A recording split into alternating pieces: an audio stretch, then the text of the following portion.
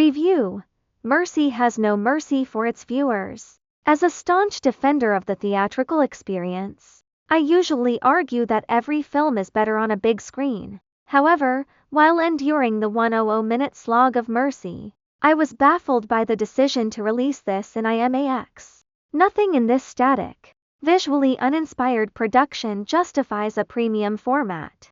Much of the runtime is spent watching characters interact with screens or staring at extreme close-ups of their faces. Narratively, it is a ridiculous assembly of convenient plotting devices and illogical gaps, failing to find a single compelling angle on its timely subject matter. Director Timur Bekmambetov's mishandling of 3D technology is apparent from the opening frame.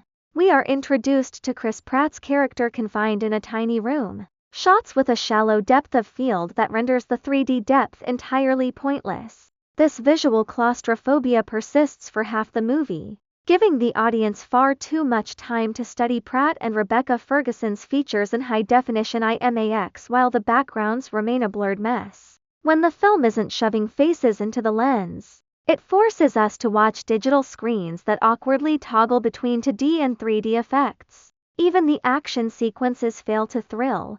A high-speed truck sequence stands out as some of the worst imagery 2026 has to offer. Bekmambetov proudly claimed no AI was used in production, but the film ironically replicates the uncanny, distorted look of AI-generated video. The script is equally porous. The logic gaps are staggering, ranging from a plot point where the protagonist's right-handedness becomes a jaw trials hurdle to the absurdly convenient placement of cameras that allowed the villain's plan to function. Characters are introduced only to serve immediate plot needs, such as Chris Raven, who mourns his wife for a mere 2 minutes before seemingly forgetting she ever existed.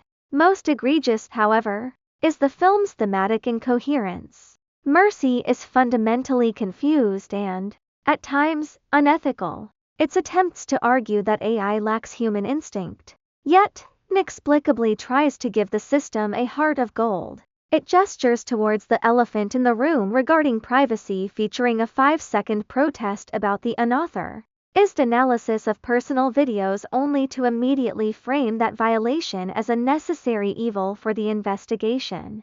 By the time the credits rolled, the film fails to deal with any of the consequences of the surveillance state it portrays. While Pratt and Ferguson are capable leads, the latter committing to a robot voice that her talent far exceeds, they cannot save a film that is this unpleasant to watch. Mercy offers no new thrills and no interesting observations. Instead, it leaves the audience begging for the experience to finally stop.